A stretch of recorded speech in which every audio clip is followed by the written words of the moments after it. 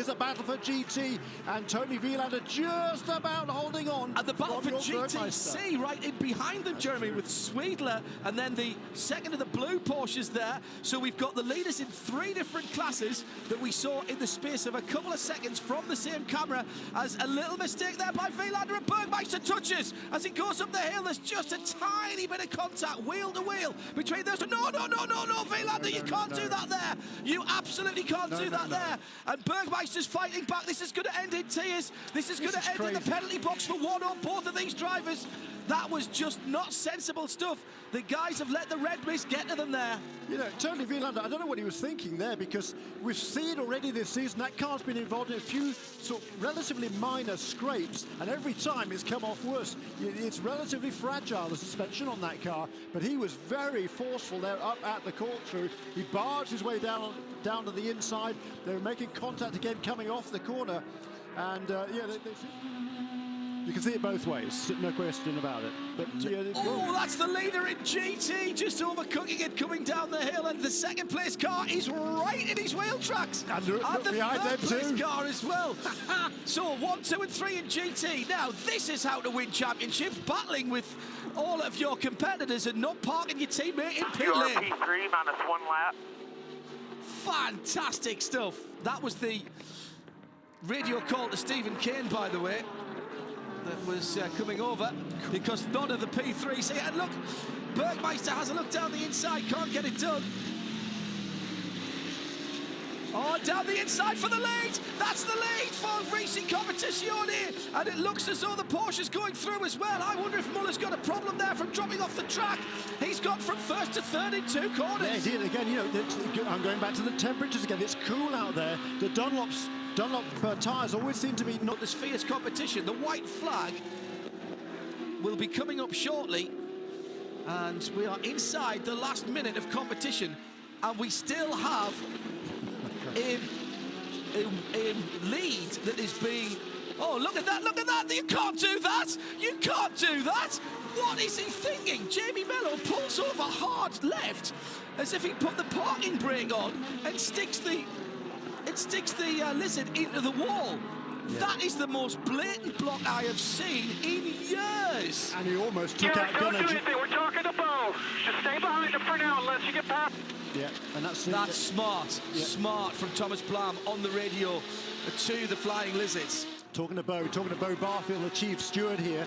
He knows what the rules are. Bo makes some great calls. He'll be considering everything, but no question that was a block in the last lap of a race. You know, is it all hands on deck, no holds barred? We shall see. But what a fabulous battle this has been, and that was Gunnar Jeanette went through there, and he's only not too far behind Elton Julian. That fabulous elephant here today, and so that's exactly why we saw such elbowing for position there on that first lap.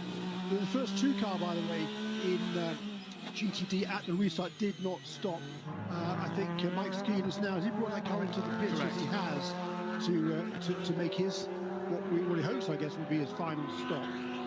But the big loser of that round of pit stops, by the way, was number 23 Aston Martin, that fell from 4th position down to, where is it now, in the 9th place. Yeah. Shea also in the pit lane, the number 12 Acura for Zach Veach, but this is not for service. No, this Lexus has received a very hefty penalty, running the red light at pit exit. Stars have got to stop, and here comes Estra again, trying to use the traffic to his advantage. They're up behind Frank Pereira in that green GRT Grasser Lamborghini, and it's a bit of hip and shoulder on the leader, and he's gone through. Forceful, very forceful indeed, pain traded. And Estra goes through the lead, and Garcia drops to 3rd as Nick Tandy nips through and becomes the best placed Corvette. Porsche from 2 Corvettes now. That was just coming into the snake where we saw Bill Oberlin make the pass earlier on, but that was with the help, at least, no fighting from the Lamborghini. And now Well, live by the hip and shoulder dive. Already up to third position, the Corvette as well, so retaining that third place. In fact, the Rockefeller, Garcia, Magnussen, Corvette. It's Garcia who took the race start. Again, Harry Tincknell has a good old look, and the 66 was on the move into the second chicane as well, and Ollie Pla might have bagged a position on Davide Rigon. We'll check them through the split at the end of the Mulsanne.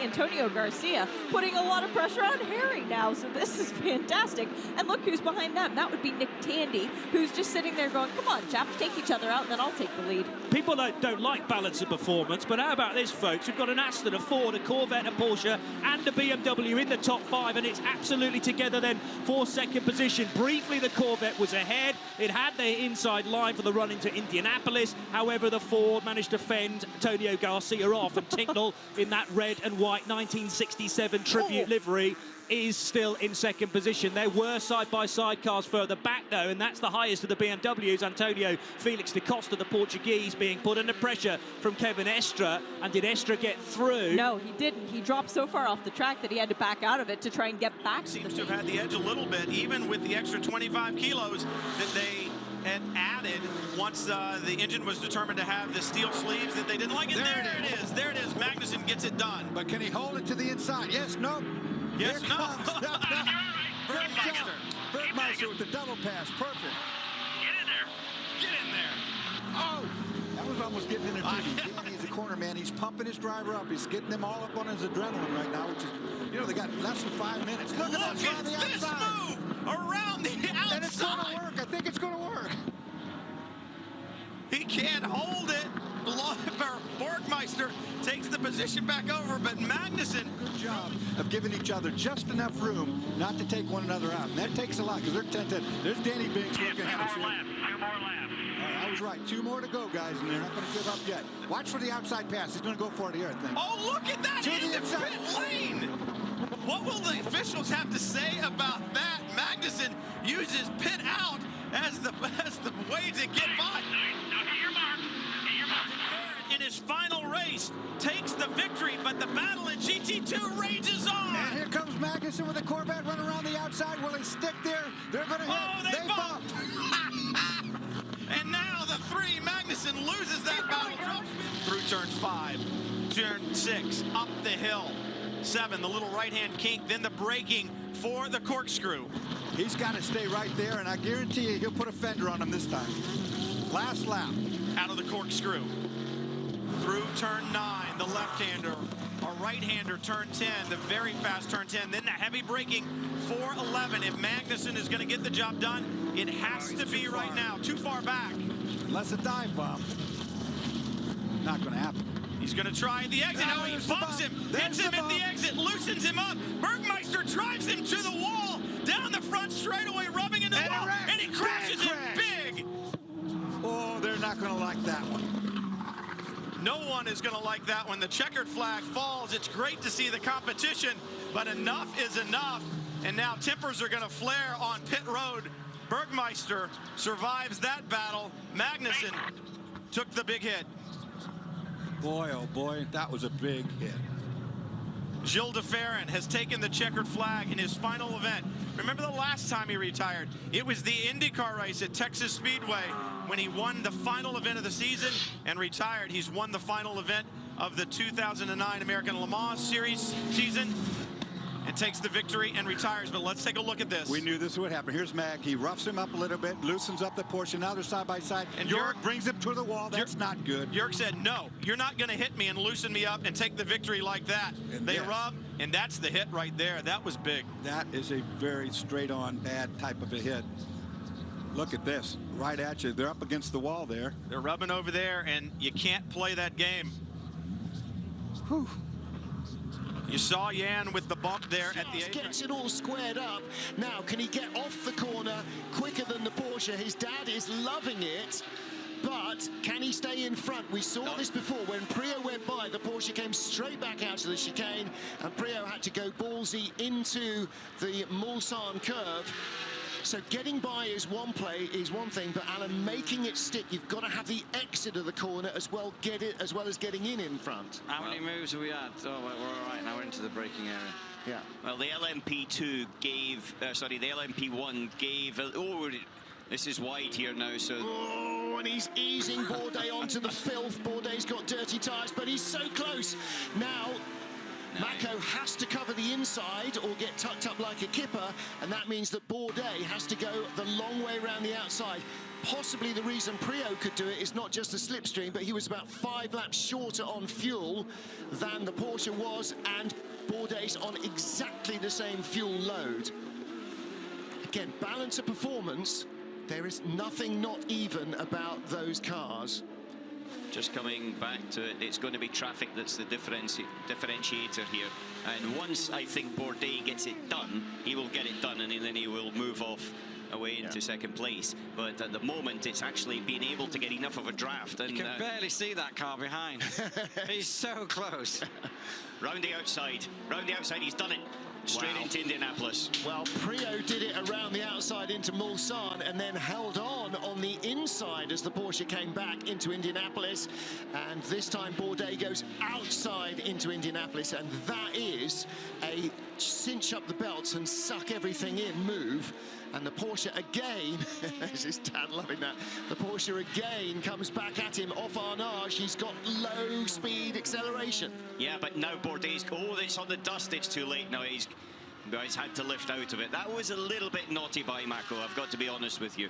In that respect, I don't think there'll be any love lost, and if there is a chance and Bourdais get alongside him, then I can suspect that fireworks are blasting outside right now, but right now there's fireworks on the racetrack. 3.5 miles at best, not even 3.5 miles left to go, and Bergmeister's catching. The fireworks going naturally for the winners. Pirot, Biela, Werner, congratulations.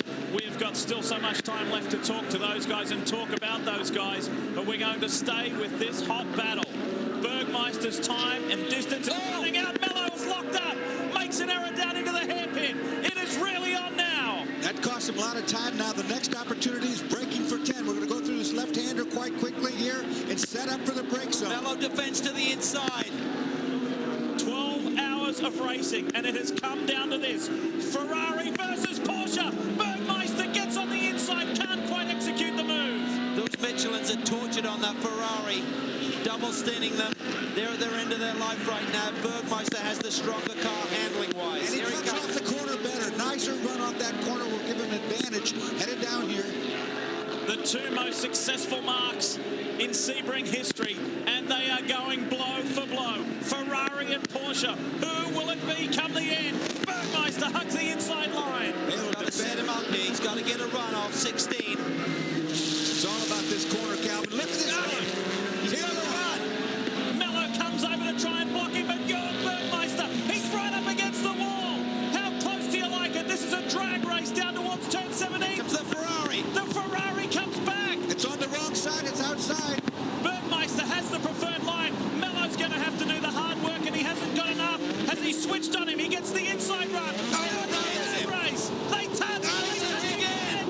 And Mello will get it. The Ferrari wins GT2. That was hard, tough driving right to the end. Patrick Long knows how to win. He has won twice in 2004 and 2007. He's finished second in 2005. A couple of fourth place finishes as well, including a couple of years ago with Patrick Dempsey when they finished fourth in this class, and they were in contention to get a podium finish on that occasion as well. Joined there again by Mark Cole and Damien Faulkner. And Damien, Patrick Dempsey and this whole team have done a really good job again this weekend. And how crushing would it be if they don't get that podium that they really do deserve? Well, we just spoke about them earlier, actually. They've always been hovering around this third and fourth spot for virtually the entire race, but I know these two Americans well here, in Patrick Long and Townsend Bell, going back as far as 2001 when I raced Indy Lights, and Townsend's just trying to get through into Arnage, but doesn't, having a look. Yeah, these guys are really in the top of their game. They both want that podium. Really hard racers, really professional. So this is an epic battle here. It just looks like, I think Townsend in the Ferrari has a little bit more front end, a little bit better balanced. And you can see Patrick, they've both gone into the Porsche Curse right now. You'll see at the very end of the Porsche Curse, well, I think they've got the double left and the next right. Patrick Long seems to have a bit of understeer just here. He's okay in that lap, but Townsend is a little bit stronger there, and I think he's stronger in top end as well in the straight line. So keep tuned. We haven't seen the end of this. And Jeremy, you say how sad it'd be for the Dempsey team if they didn't get that podium. How sad, though, for Porsche too if they didn't get that win at the top after all the work they've done. And just a little interesting fact, no petrol engine car has won here for 10 years now. Audi and Peugeot have dominated everything. Porsche, of course, is petrol. Interestingly, only 9 marques in the history of the race have won the race from pole position. So, is that right? Yep.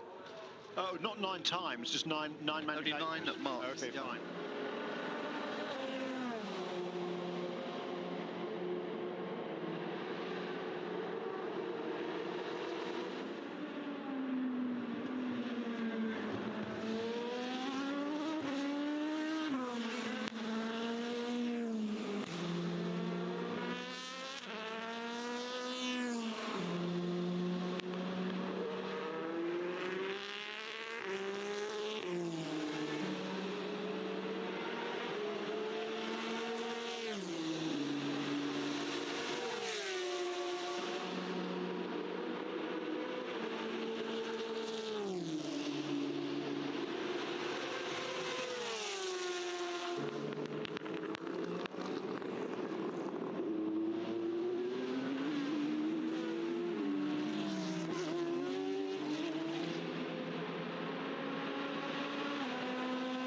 Tyres. With the incident in car number 8 and the puncture of car number 7, I mean, does it change your plan for the next few hours? Honestly, no. We know what our aims are, and yes, we keep an eye on the competition, but realistically, we just have to try and drive around and save the car for tomorrow. The points and the prizes are awarded tomorrow, of course. You know, it's an old saying, but really we just need to do our own thing, concentrate on what we're doing.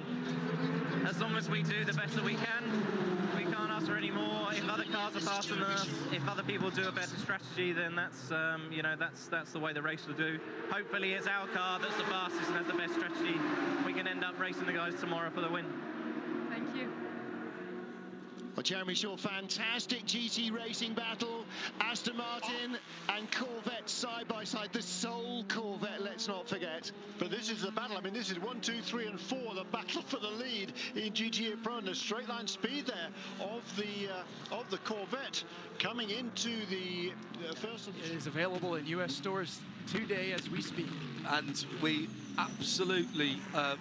I went and saw some of this happening, and it was an extraordinary thing to do. Tested beyond what you would expect could be done from a tyre. It's just been introduced, but I have seen news of a promo on this tyre.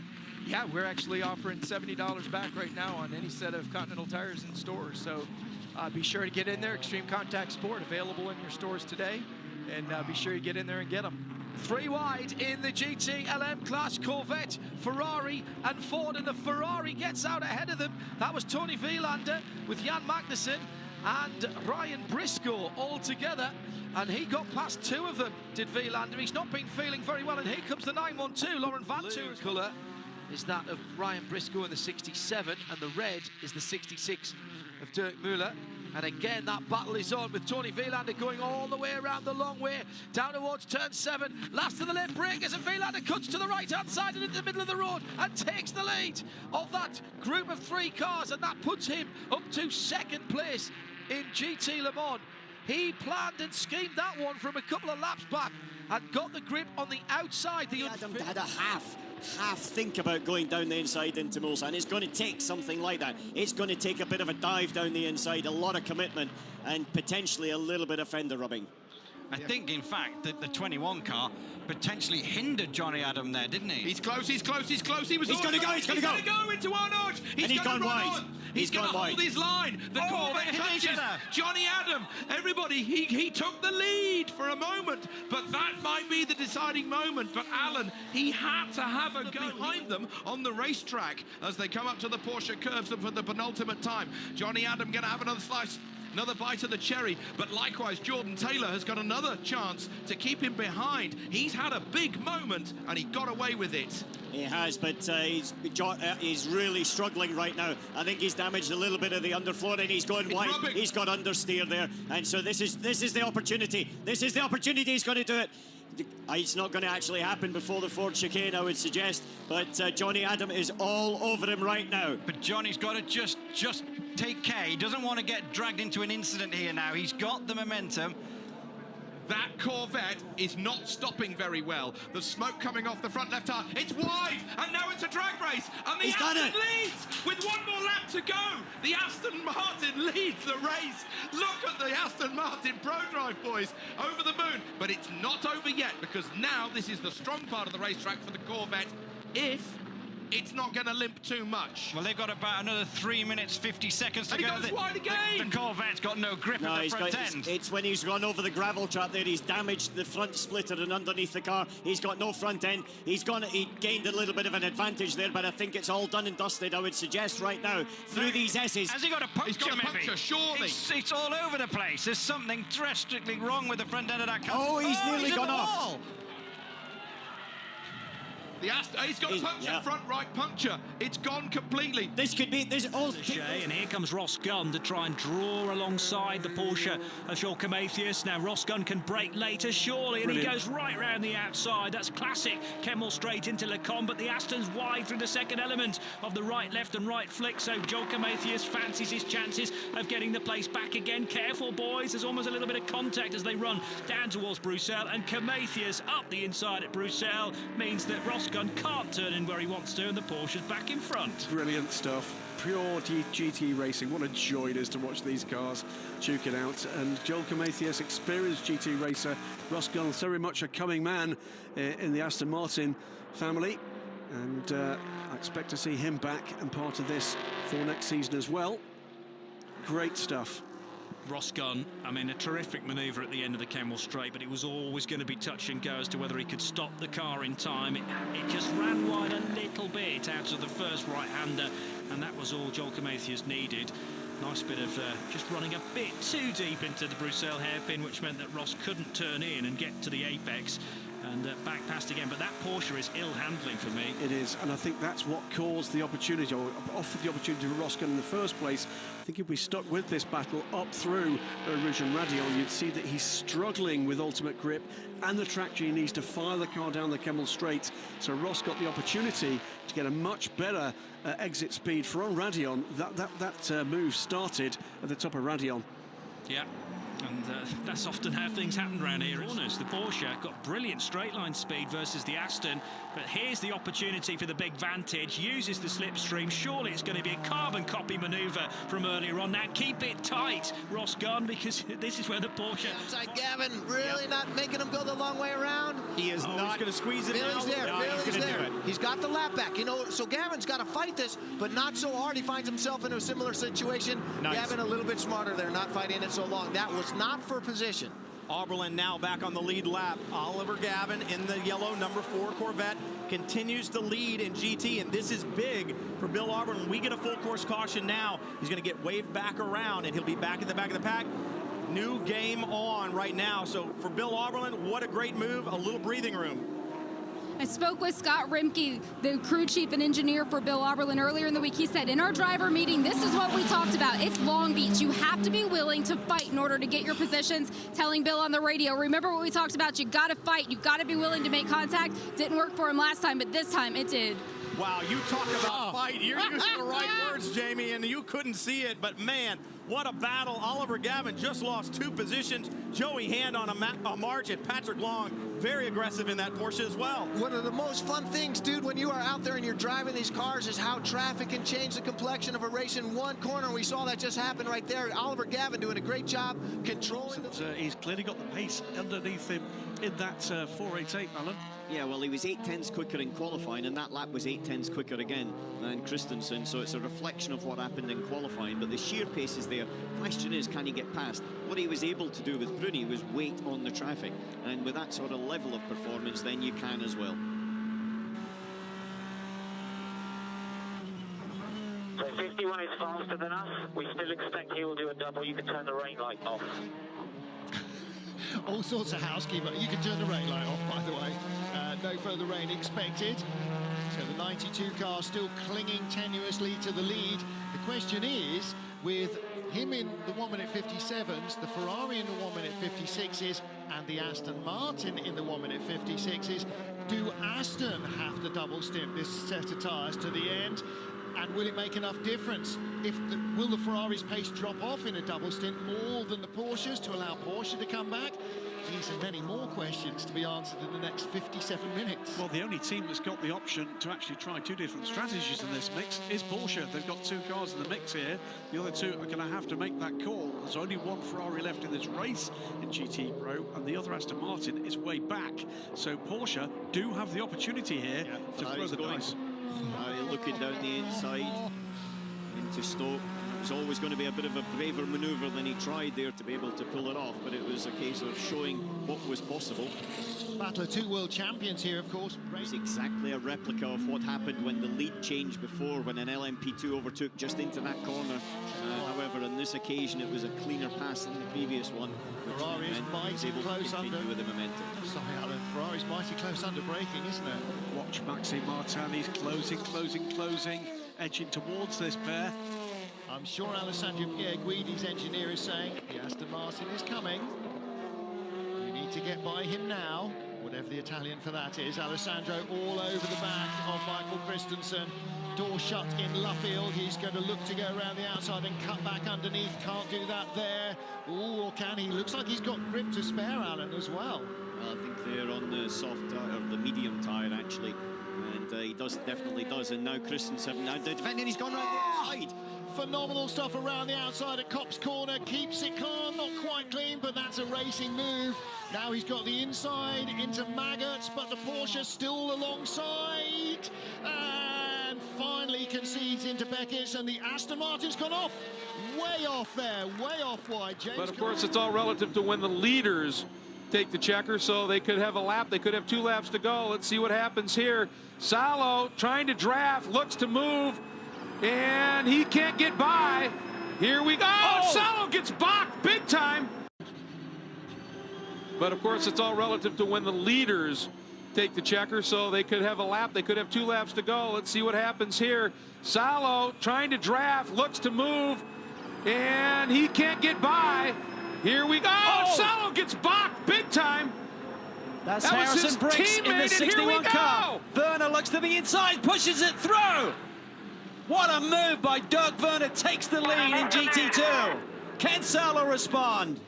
Boy, and you have to wonder, Get him. What was Briggs thinking at this point? Now, of course, you've got another car up front. That is the VC entry. You'd think that car will make sure. Boy, it is close now. Watch for this. Salo tucked right in behind. Rick Mayer was on the radio. He said, this is the last lap. Go get him. Go get him. You've got to respond now. You've got to make it happen now. He pushes to the inside. Total commitment to the inside. Can he get a turn? No, he loses the rear end. The Ferrari's right there. The Porsche is there as well. 3 different manufacturers. 1, 2, 3. Down towards, bump drafting, down through the King and Ford, down towards turn 5. The Ford right on the inside gets a nudge from Wieland, and they're both going to go off, and Nick Tandy's going through to the lead. No, he's hit. Tandy's hit by the Ford as he was going through to the lead. Nick Tandy gets turned around from 3rd to 1st to nothing for Nick Tandy, and the great comeback of Porsche that we'd been hoping for is done with 3 minutes. Yes, has got past Osnegri Jr. and is in 4th position, and there's another touch, and that is a Ford. Now, is that, which Ford is it that's gone around? No, it's the Ferrari. It's the Ferrari that's gone around. And Wieland has been pushed out of second position by a prototype. Now, I have to say, with the low sun here, I did not see who that was. So Corvette down to second place. Where's the other Porsche gone? Fred Mago's dropped back to fifth. He's had a terrible restart. There's been all sorts of shuffling also at GTD. The Viper still leads, but your Bergmeister up to second place. I thought he had something in that car. Stand there right with him, and Robin Liddell and Andy Lally. So number 25 BMW the problem. Dirk Vernon coming in from the back of the GTLM field. Now, which prototype or prototype challenge car was it that pushed Wielander out there at turn 1? The white flag this time around. We had the 3 overall leaders, by the way, absolutely nose to tail around here. I don't know where they are on the racetrack now. They're coming back to us now. 25 was out of fuel, I'm being told by our Continental Tire pit lane reporter. As Tristan Nunez clears the battle in GTLM, but is too far back to get on the podium. Oh my goodness, what a finish to this race. We're going to have Ford, Chevy and BMW on the podium. You would not have bet that even 5 minutes ago. Which order? Well, there is that. Sorry, I just had to give it a try. I just had to try it out, see how it sounded. Doesn't work at all, does it? Nunez on that lap. Nunez has gone back behind Osvaldo Negri, hasn't he? So he's dropped a couple of seconds there. So the bad day for Mazda goes to worst. So it's Corvette now second. Yeah. BM third. Corvette's first, second and third at the head of the field. Oh, and hang on a second. This is not over yet because there's another lap for these guys. As they go under the bridge, the checkered flag is coming out in front of us, and it's side by side for the GTM lead. And the Corvette's gone through. The Corvette's gone through. Out to turn 3. A brilliant piece of driving by Tommy Milner. And it's all changed again. And no one can believe this, not even Corvette.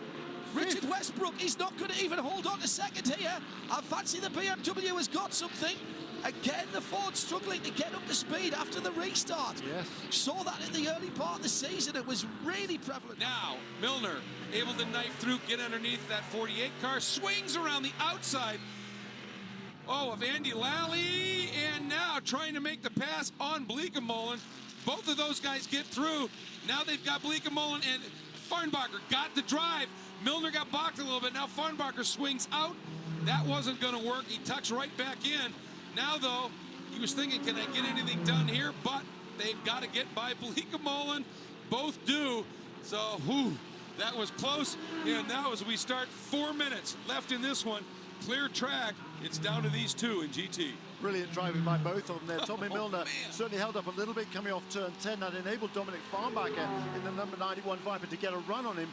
But smartly, Milner held to the inside line down to turn 1, as he's absolutely entitled to do, and holds on to the lead. That was the number 17 car, Brian Sellers, serving his stop and 60-second hold penalty for that incident earlier on with the car number 30. Sort of expected that, and it was announced while we were in that great sequence of racing. In GTC, Pompelli, through that all, actually carved another half second out of Bleekemolen. The margin there now 1.8 as we are coming up on 3 minutes to go. So 2 laps, maybe 3 here. And boy, look at this. Farnbacher has the bit, and Milner feeling immense pressure through turn 10. Coming up here, yeah, they should get now tuning the checker behind him. But look at this battle in GT. Farnbacher trying the outside for a minute as they headed into 4. Not there. Up into 5. Boy, swinging way out. Wants to grab the throttle a bit sooner and make the drive. And you know Milner's going to be all the way to the right down this straight, Jeremy. He is, and Tommy got a little bit defensive there going into the second part of the boss corner. But it's a drag race now, but boy, here's a PC car getting in the fight as well. Oh, but look at this. He thought he was going to go to the left. Milner opened the door up, and down goes Farnbacher. But that LMP challenge car, Farnbacher had the run, thought maybe I'll ramp the outside.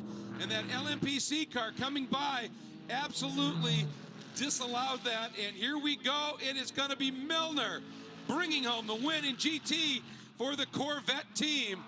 And Don, the drivers and the team back on the job, they can, and You know what? It's this race is just Getting going to be a toe, spectacular. look at this. Picking up the draft. You know, these 4 guys, they're hungry. They showed it last year by winning the championship. Jimmy Bruni knows the Corvette isn't for position, but he's not willing to let him by either because he knows that they can make their way back. Do the math. Watch the Corvette on the exit. He was trying to set him up a little bit. I don't know whether he got it. The corner. And the BMW strong out in front. Joey Hand putting in another exemplary drive here at Sebring. Bruni looks to the inside and won. That's going to kill his momentum. Milner in the Corvette. This is beautiful. Dial leading in the Viper, but this battle right behind BMW and Ferrari. Joey Hand in the white BMW. Jimmy Bruni in the 62 from Risi Competizione. Easy for you to say, Easy Brian. for me to say. I'm getting excited watching Tommy Milner try to work his way back onto the lead lap. Oh, look at that Ferrari. Fake left. Now go right. Go right. Oh, man. Ain't going to happen on the outside, brother. Oh, unless Joey gives it to him. Ain't going to work. Hello. Oh, and we've seen it before. We saw it last year in that very corner. Look at Milner. I'd stick it in there. You knew that math wasn't going to work. Milner showing why he is a defending champion in class, why he's a Le Mans winner. He wants to fight his way back onto the lead lap. Jimmy Bruni showing why he has been so quick at this racetrack. 3 pole positions in a row.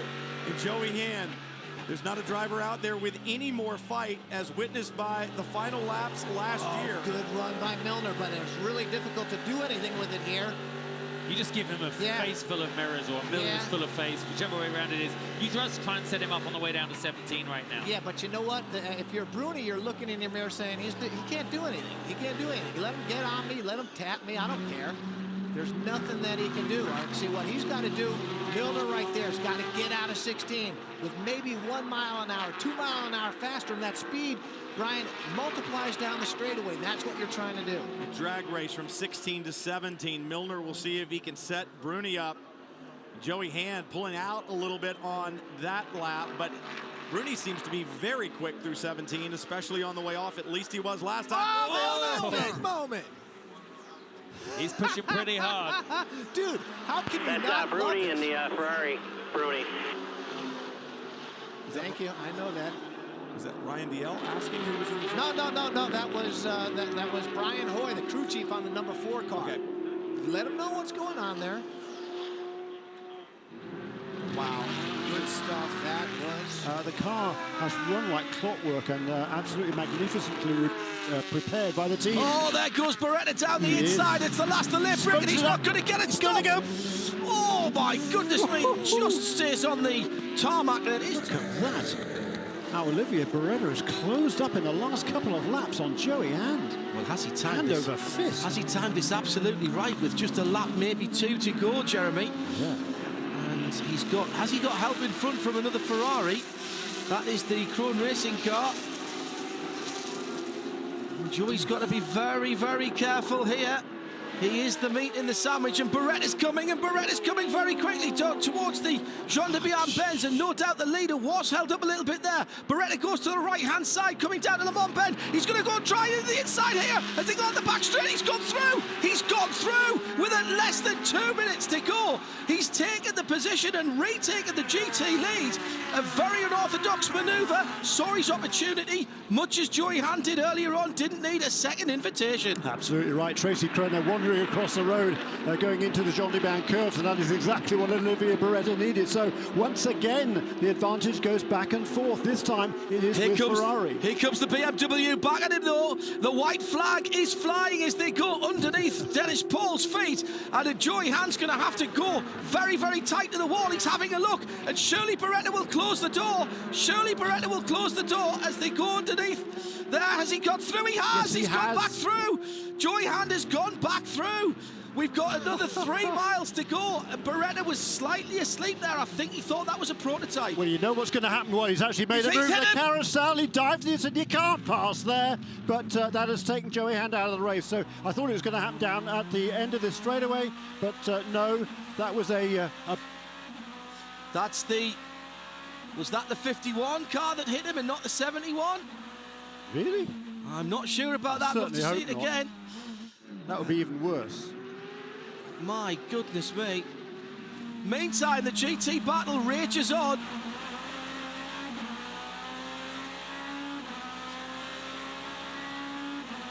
And this is the battle for the lead. It looks like the Krohn car is still in front of the pair of them as they come down to the spot where Beretta went through the last time around. Just unbelievable stuff. Heading down towards the last corner. There's going to be some talking about this one, and again the GT battle goes right to the wire. Super late on the brakes by hand. He's right there. He's coming up the inside. They're side by side. That's the 51 he's gone through. It is the 51 again getting in the way, and he's picked up some debris there, so through he goes. And Joy Hand will win it by, even though he got knocked off the track in the last knockings of that race. On the racetrack, and this is one for the first, second and third position in GT as the 0-1. This is just marvellous stuff. Porsche, Corvette, Ferrari. 1, 2 and 3 in GT, three of the biggest marks in sports car racing. Jan Magnussen dragging up behind the rear spoiler of the number 45 Flying Lizard, and I'm holding my breath here. That's fantastic driving, though. You can't call that blocking, Jeremy. The Lizard took the defensive line, but took it nice and early and held on to it. Yeah, and you're allowed to take defensive lines here in the American Le Mans Series as long as you're not moving around in reaction to a driver trying to make a pass. And you could see that the Corvette's got a little bit quicker on that back straight, uphill back straight, but not enough to make a pass. And Jörg Bergmeister is making sure that his Porsche is where it needs to be to make Jan Magnussen. If he's going to make that pass up there, he's going to have to be around the outside, and that is off. Right on you. Now, our cameraman is an angry Christoph Bouchou. He's coming round here getting mixed up in this, and I'm not sure this is what Jan Magnussen wants to see. As he comes through, and you can hear the team calling, as they would do on an oval, almost, calling where the car is. And that is Bouchou. Well, he's making his point on the GT battle. Now, has that affected Jörg Bergmeister? I'd say it has, because he had to modify his line into Moss Corner. Now, the Porsche gets good traction out of here, accelerating, the weight goes backwards, the engine's at the back, you've got traction, and he's pulled out half or a car's length, and that might just be enough to hold on to it as they go into turn number 8. But watch the Ferrari. Yes. Look at Van Overbeek. That Ferrari is very fast on the straights as well. This is a great battle we've got going here. And heads up driving there by Jörg Bergmeister, because he saw the faster prototype coming through. He slowed the car at the apex, got a good run off that corner, and it was just nose to tail all the way up there. And it's going to be nose to tail towards the end of the race. We've only got less than 2 minutes to go here now. And across the line, and it will depend where the leader is when the checkered flag comes out as to whether these guys get 1 or 2 more laps as they come around this time. And of those 3 cars, only one of them has won already this season. That is the car out in front of Flying Lizard. Porsche won last time out 2 weeks ago at Lime Rock Park. The number 4 Corvette and the 0-1 Ferrari, both looking for their first wins of the season. Number 3 Corvette, I should say. I think it would be the best result for Extreme Speed Motorsport as well. I'm not sure they've had a podium. They have had 1 podium, have they yet? Oh, Porsche, Corvette, Ferrari together. We have 12 wheels, 3 engines, lots of litres and lots of torques. And they are all absolutely on the ragged edge at the moment. Just 50 seconds left. Where is the leader on the track? Please tell us we're getting 1 more lap of this, because I don't want this one to end. Of course, Jörg Bergmeister's going, get the checkered flag out. I want to see that. I want to see that tablecloth next time around. And look at Van Overbeek again, dragging up behind. Here he comes, Van Overbeek rather. Look at these guys in the pit lane. They're watching. Everybody's watching this, even the guys who are about to win the race, Klaus Graf, and I think we will get 1 more at least. Yes, we'll get 1 more lap of this. So my hope was answered. And the Ferrari there in 3rd place. They finished 3rd, 4th and 4th in the last 3 races. And here comes the Muscle Milk Pickett Racing Klaus Graf car. They get another lap after this one. Fantastic. So long as the leader doesn't pass them, of course. Klaus, back off a bit. Klaus, this is the radio. Back off a bit. He's only got 11 seconds over Guy Smith, actually, who pulled 4 seconds on him, 6 seconds on him last time around. And we have heard that slowing down that we saw in that replay with the 8th car was the ECU problem that we've seen earlier in the season for the Muscle Milk car. So it may be that car's not 100% healthy. He's in the background here, but I don't think he'll put a lap on these cars, so we'll get another 2.5 miles from these three. And You're going to have one more lap to do, one more after this. that's Thomas Blam talking to Jörg Bergmeister, and Jörg's going, are you kidding me? I'm keeping these guys behind. He got a great run off Moss Corner, did the Porsche that time around, and the Corvette just not able to get alongside him there that time. So it's a tremendous battle between these three completely different cars. Coming to the white flag for the GTs, we hear it from there. Congratulations. 3 different cars, yeah. 37 and Martin Plowman goes through and takes the flag in P2, but all of our attention and all of the crowd's attention here at Canadian Tires Motorsport Park is on the GT battle, and surely Bergmeister won't give it away now. He's played a canny game here, and he's driven perfectly well, perfectly legally. Jan Magnussen, and he came together in the closing stages. Oh, look at the inside. The Ferrari goes down and tries a block pass on the exit of turn 5B. He's just about got through. Got a bit of a gap, a little bit of gap. Keep going. He has got through, and that's Van Overbeek on his 100th start, using all of that experience. Jan Magnussen will not take this race to continue his winning streak of at least one race in every year of the American Le Mans Series. But will Magnussen have another look back? This is the battle for second and third. Jörg Bergmeister's going, yes, yes, yes, I've got some breathing space, but that Ferrari is quick. One more corner, about 200 metres, and it's back-to-back wins for the Flying Lizards. And Jörg Bergmeister and Pat Long make it 2 out of 2 since the... Thank you so much for watching. Hope you enjoyed.